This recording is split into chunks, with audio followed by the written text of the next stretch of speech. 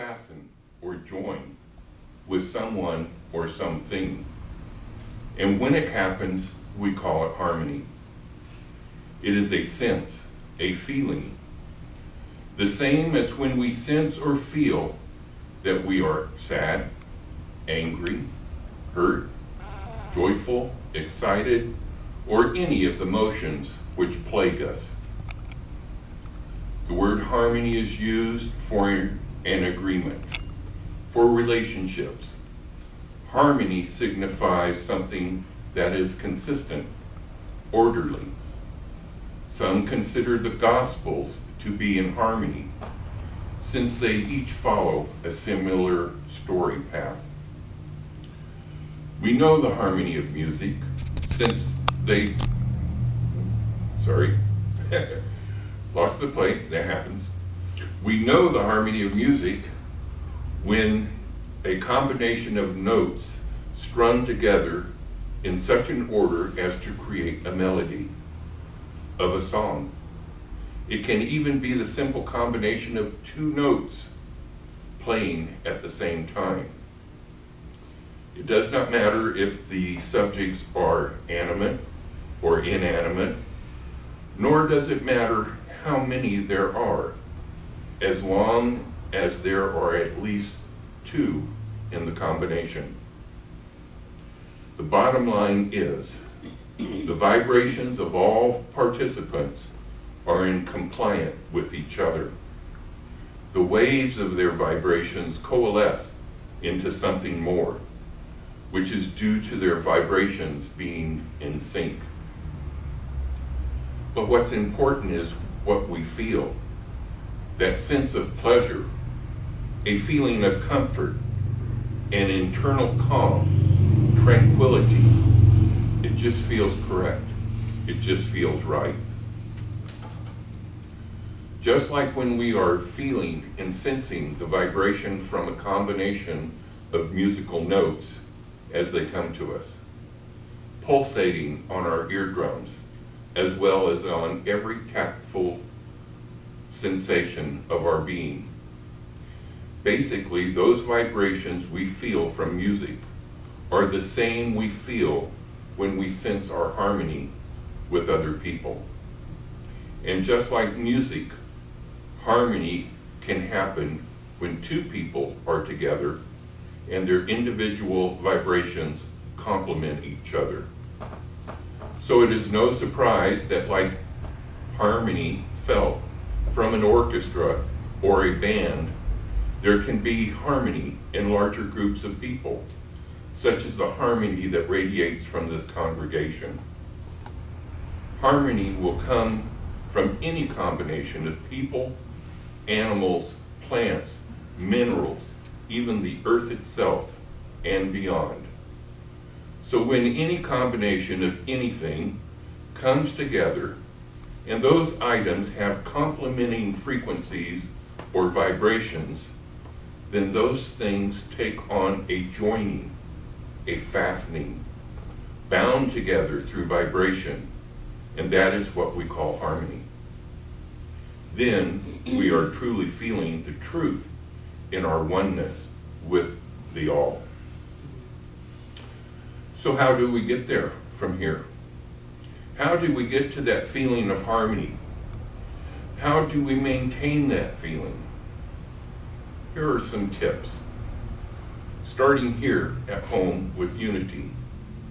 Those of you who have been with Unity for several years might know the story about Myrtle Fillmore and her illness.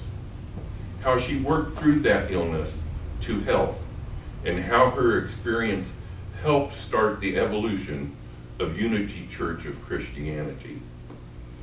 Myrtle Fillmore wrote an article in 1897 for Unity magazine titled, How I Found Health. In it, Myrtle gives a few key ingredients on how she reached her health and harmony.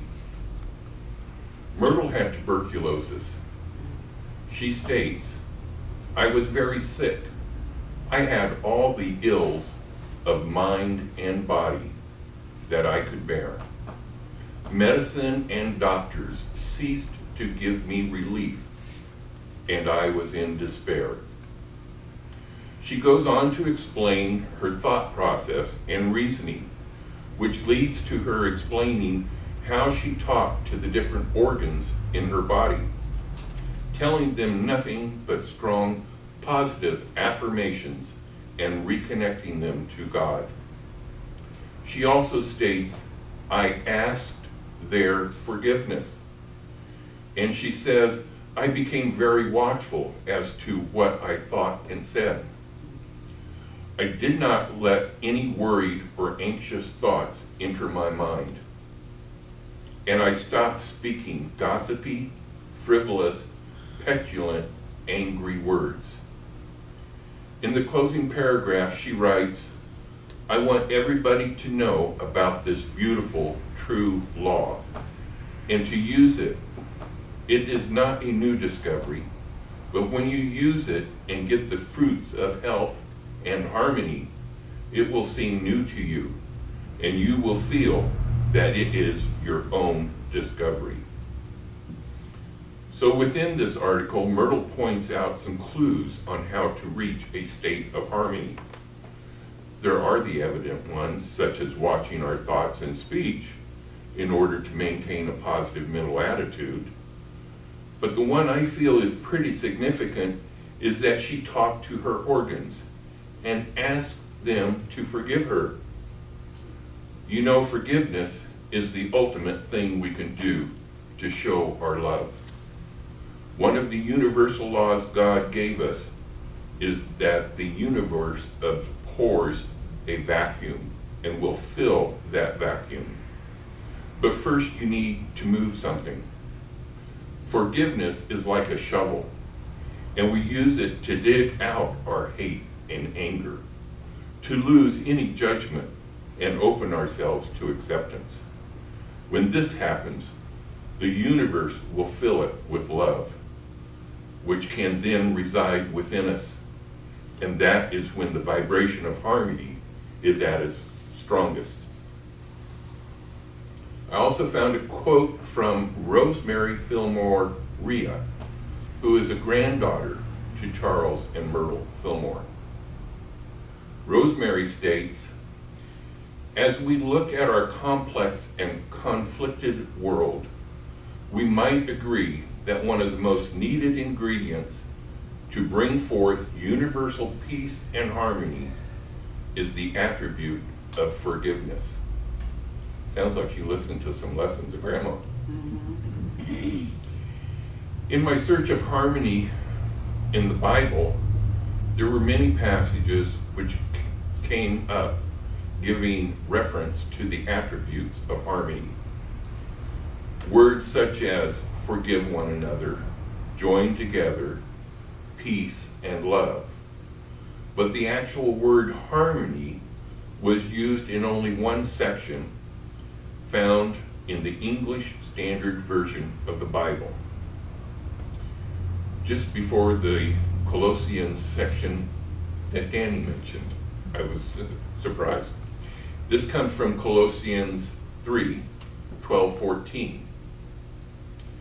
The translation states, put on then as God's chosen ones, holy and beloved, compassionate hearts, kindness, humility, meekness, and patience, bearing with one another, and, if one has a complaint against another, forgiving each other. As the Lord has forgiven you, so you must also forgive. And above all these, put on love, which binds everything together in perfect harmony. Again, we see the combination of forgiveness and love, which leads us to harmony. It's like the combination of peace and harmony. I found those two words almost inseparable when doing my research of harmony in Buddhism. There are a lot of references saying do this and that to reach peace and harmony. There were a lot of references saying, oh, that's a repeat.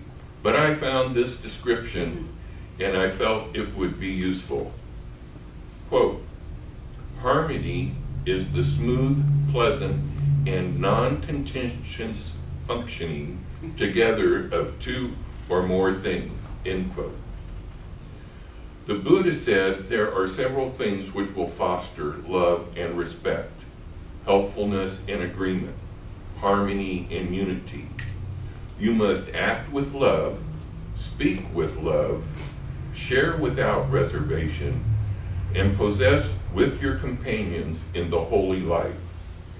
Each of these must be done in public and in private. Then will there be love and respect, harmony and unity.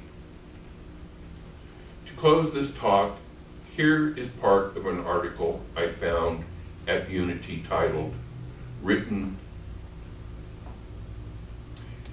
To close this talk, here is a part of an article I found at the Unity website. It was written by Reverend Jim Rosemergy. He too shares what many others have shared and known throughout the ages, that harmony in our lives, be it in relationships or in health, comes from the love found when we forgive. The name of the article, I Willingly Forgive Others. This is just the first two paragraphs. One of the great barriers to an experience of God's presence is lack of forgiveness. We justify our anger and it becomes resentment. And if it is fed long enough by hurtful memories, thoughts of revenge, and behavior, it grows into hatred. And a hate-filled soul cannot feel God's love. We may strike out at the other person, but our hands are around our own throat, restricting our ability to breathe peace and harmony into the world. We limit ourselves with our lack of forgiveness of others, but it is also possible to be unwilling to forgive ourselves. It is obvious that a lack of forgiveness affects our relationship with one for whom we hold the anger. But few realize that unforgiveness is often at the foundation of why we have few truly powerful, harmonious relationships with other people. Anger, resentment, and hatred, if present, affect our physical bodies and contribute to numerous physical ailments. And most devastating of all is that our lack of willingness to express love to others is a barrier to our relationship with God. No one has a healthy, loving relationship with God who is in conflict with his fellow human being. And it is only through a divine partnership with God that the power of the One flows in its fullness into our lives. Namaste. Thank you for having me.